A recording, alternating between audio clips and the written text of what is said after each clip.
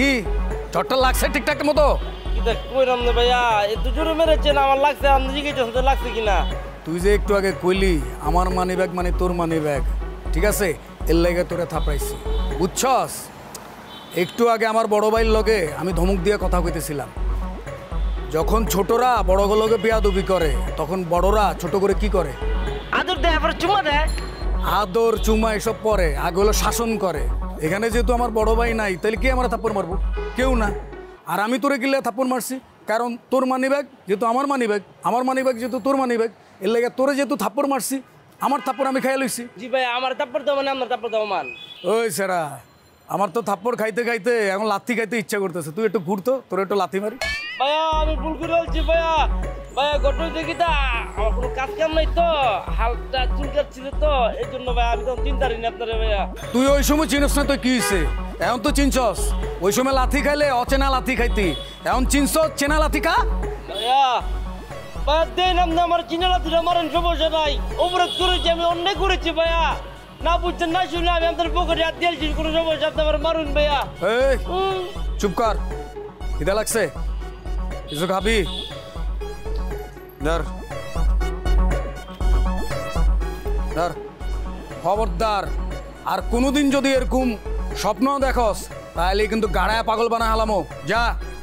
এই তোর বড়টারে কবি এই জায়গায় সেম প্লেস সেম টাইম আমার লগে দেখা করতে।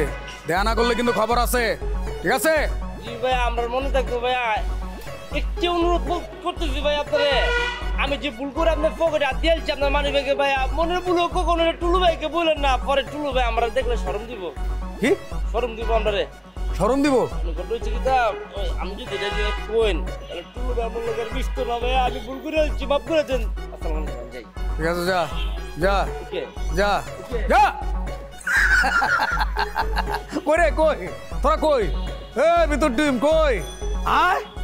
আর কতদিন পলায়া থাকবি? খুব ভাল লাগতেছে আমার কাছে এ পলায়া থাকা। হ্যাঁ, তোর লগে চোর পুলিশ খেলতেছি। আয়, ডরস তো আমারে। আয়, আমি জানি তোরা সামনে আবি না।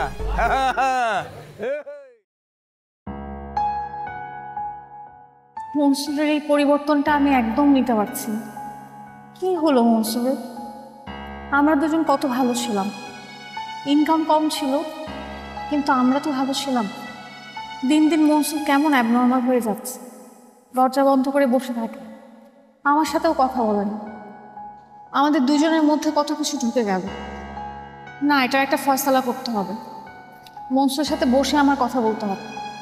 দরকার হলে আমরা এলাকা ছেড়ে চলে যাব। মনসুরকে এই প্রবলেম থেকে বের করতে হবে। টেনশনে ও ঘুমাতেও পারে না, খেতেও পারে না। সত্যি আমি ওর এই অবস্থা আর দেখতে পাচ্ছি।